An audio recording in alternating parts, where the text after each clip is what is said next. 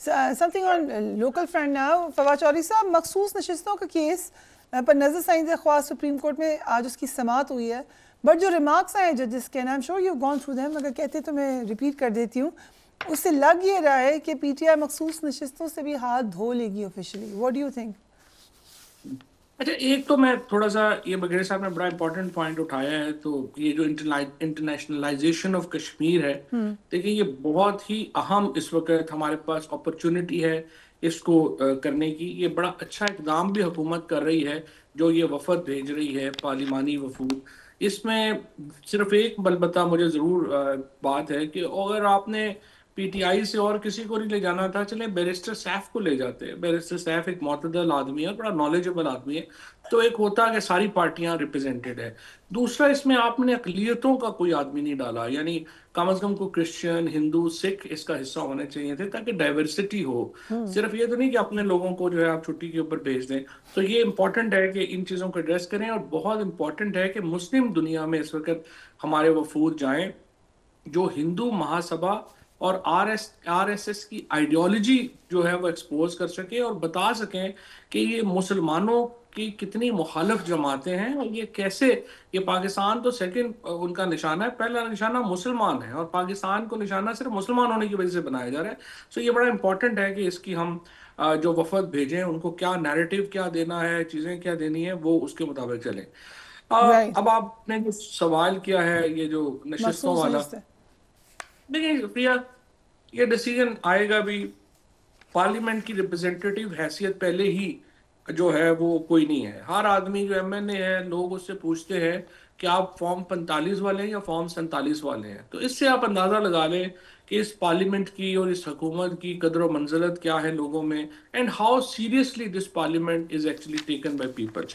ये जो डिसीजन आएगा उसका सिर्फ एक ही मकसद होगा कि कुछ और पर्सनल स्पेसिफिक आईनी तरमीम कर ली जाए, जिसमें से एक तरमीम जो ज़्यादा बार एसोसिएशंस में लोग बात कर रहे हैं वो ये है कि मौजूदा जजों को की जो उम्र है वो बढ़ा के 70 साल करनी है। मेरे ख्याल में आप 100 साल कर लें, 70 की क्या ज़रूरत है? ज़ाहिर है इतने अच्छे, इतने हीरे जज जो हैं हमें कहाँ मिलने हैं, और कहाँ हम बाकी बाहर से लोगों को लगाते फिरेंगे।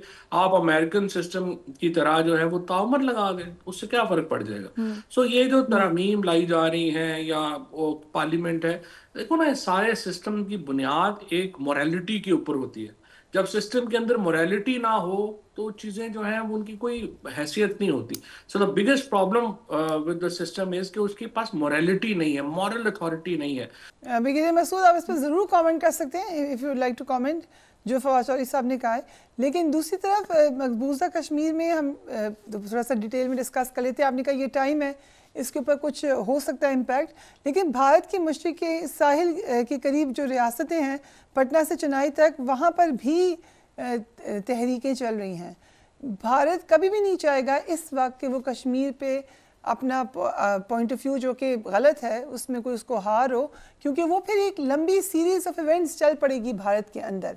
सो वो हर तरीके से रेजिस्ट करेगा। Do you agree?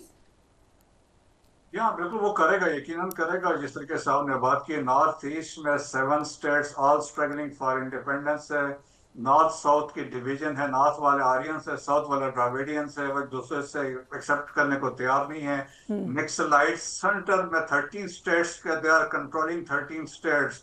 खालिस्तान की मूवमेंट वहां पे चल रही है। 6 अभी आप देखें 18 सिखों की कोर्ट मार्शल होने जा रहा है। इंडियन जम्मू एंड कश्मीर में क्या हो रहा है, तो इंडिया के अंदर फिर मैन लैंड में आप देखें मुसलमानों के साथ क्या हो रहा है, क्रिश्चियंस के साथ क्या हो रहा है, इवन दलित जो 25 करोड़ हैं उनके साथ क्या हो रहा है। तो फॉल्ट लाइंस पर इंडिया के बहुत ज्यादा है। दैट्स वाई ये उनकी कोशिश होती है हमेशा अटेंशन डाइवर्ट करवाने के लिए, बाकी चीजों के पीछे पड़ जाएं।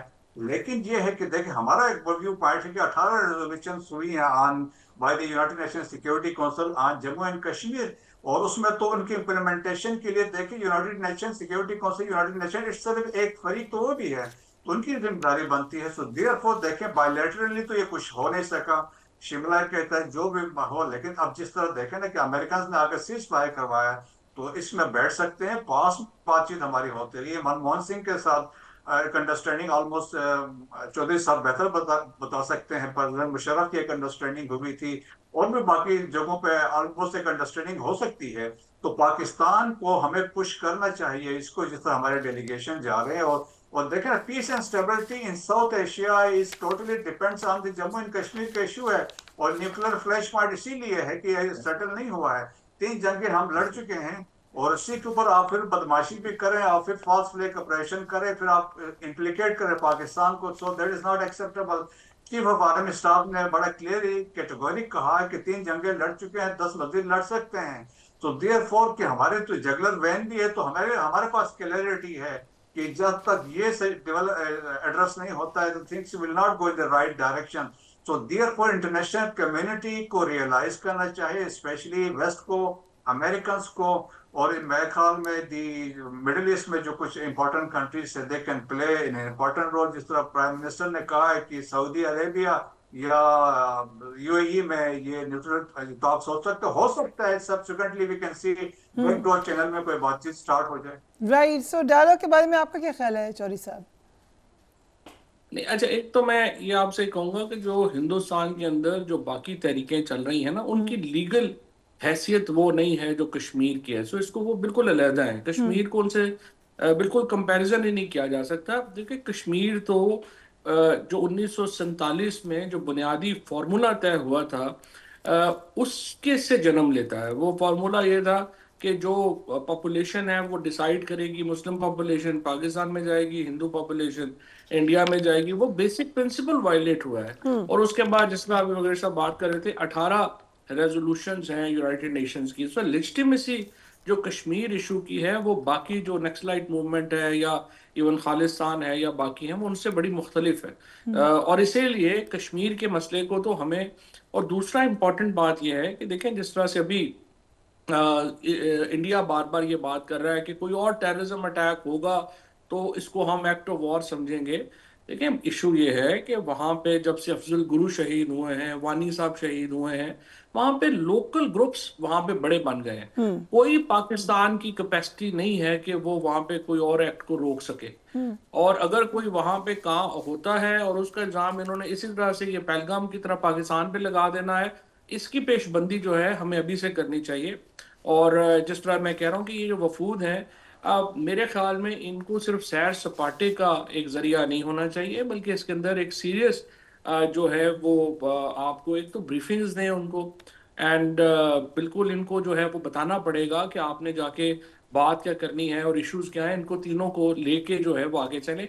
बट मेरा ये ख्याल है कि हिंदुस्तान जो है वो इस वक्त बड़ी सीरियस एक बहरान में है। नरेंद्र मोदी, उसको एक इंटरनल बहरान का सामना होगा जो इतनी बड़ी शिकस्त के बाद नेचुरल है। और अब एक एक्सटर्नल बहरान ये शुरू हो गया है कि जो प्रेसिडेंट ट्रंप ने जिस तरह स्नब किया है उनको और बार बार कर रहे हैं, उससे उनकी क्रेडिबिलिटी जो है वो बड़ी मुतासर हो रही है। राइट, सो इंडिया में जो एक फियर्स किस्म का क्रिटिसिज्म आया है बिगेरे साहब, ख़ासतौर पे डोनाल्ड ट्रंप को, और ये आप देखें शशि थरूर साहब ने भी बड़ी क्लियरली रीच आउट किया है एंटी प्रेसिडेंट लॉबी को, क्योंकि वो भी जानते हैं कि वहाँ पे एक बहुत स्ट्रॉन्ग सेंटिमेंट है डोनाल्ड ट्रंप के ख़िलाफ़। ये किस हद तक कामयाब पॉलिसी हो सकती है आपकी नज़र में? जी, मेरे ख्याल में एक देखें कि एक मेरे ख्याल में कोई रिबर्टल एक तरफ उनके तरफ से भी आएगा। और दूसरा देखें, शशि थरूर जो बहुत ज्यादा एक्टिव हुए हैं वो इसलिए भी हुए हैं क्योंकि उनके खिलाफ बहुत सारे केसेस इंडिया में चल रहे हैं। तो कोई ना कोई उनको अंडरस्टैंडिंग दी गई होगी कि आप ये इस तरह केस को डिफेंड करें तो आपको हम बेल आउट कर सकते हैं। लेकिन देखिए, उनके पॉइंट्स में कोई लॉजिक नजर नहीं आया। वो भी पास पैटर्न की बात कर रहे हैं और फिर कह रहे हैं कि ये प्रेसिडेंट ट्रम्प के इनके कोई गट्स नहीं as compare to the previous president कि मैं 2 डेमोक्रेट्स को मिल चुका हूं और रिपब्लिकन से भी मिल चुका हूं। तो मेरे ख्याल में एक इंसल्ट है वहां जाके अमेरिका में बैठकर आप ऐसी बात करें। लेकिन देखें कि उससे वो कोई इन्फ्लुएंस नहीं कर सके हैं, चाहे ना जयशंकर साहब हैं। Right. लेकिन मुझे लगता है subsequently will see Narendra Modi को एस्केप गोट ढूंढेगा, जयशंकर साहब को फारिग कर दें। Right, what do you think about Shashi Tharoor, Fawad Chaudhary? देखिए, शशि थरूर जो है उनको इस वक्त जो मुझे लग रहा है कि ही इज ट्राइंग टू, जो कांग्रेस के अंदर जो इस वक्त ग्रुपिंग है, एक तो उसकी वजह से वो अपना राब्ते जो हैं उन्होंने नरेंद्र मोदी से बढ़ाए हैं। जो उनके liberal, he is obviously considered liberal, वो हिंदू महासभा के आदमी तो नहीं है फॉर श्योर, लेकिन इस बहरान के अंदर जो उन्होंने रोल अदा किया है, एक्चुअली देखें, इवन ये जो वफद भी बनाया है उन्होंने, जो 57 मेंबर्स का वफद बनाया और शशि थरूर को बनाया गया उसका प्रेसिडेंट, और ये कांग्रेस के इलेक्टेड मेंबर हैं, लेकिन राहुल गांधी ने इनको नामजद नहीं किया था। इनको डायरेक्टली प्राइम मिनिस्टर मोदी ने नामजद किया है इस पोजीशन के लिए, और कांग्रेस जो है वो is not really happy with him any more. एक वक्त में तो बहुत करीब थे राजीव गांधी के, तो बिल्कुल ये राइट हैंड थे, और उसके बाद राहुल गांधी की जो वालिदा है उनको भी वो उनकी जो पॉलिटिक्स है उसमें भी इनका बड़ा अहम रोल रहा। लेकिन इस बहरान में आके वो कांग्रेस से थोड़े डिस्टेंस होते नजर आ रहे हैं, और वी विल सी के what will be his future in Congress आने वाले दिनों में। लेकिन इस वक्त मेरी नज़र के अंदर पाकिस्तान का पल्ला जो है वो बड़ा भारी है, और लेकिन सिर्फ मुझे लगता यह है कि हमने मुस्लिम कंट्रीज को थोड़ा इग्नोर किया है। फोकस हमारा मुस्लिम कंट्रीज पे होना चाहिए। और तीसरी बात यह है कि अभी तक ओआईसी कि हमने जो मीटिंग, इमरजेंसी मीटिंग होनी चाहिए थी वज़ीर ख़ारजा की, सऊदी अरेबिया से रिक्वेस्ट करके रियाद में, वो नहीं कॉल की।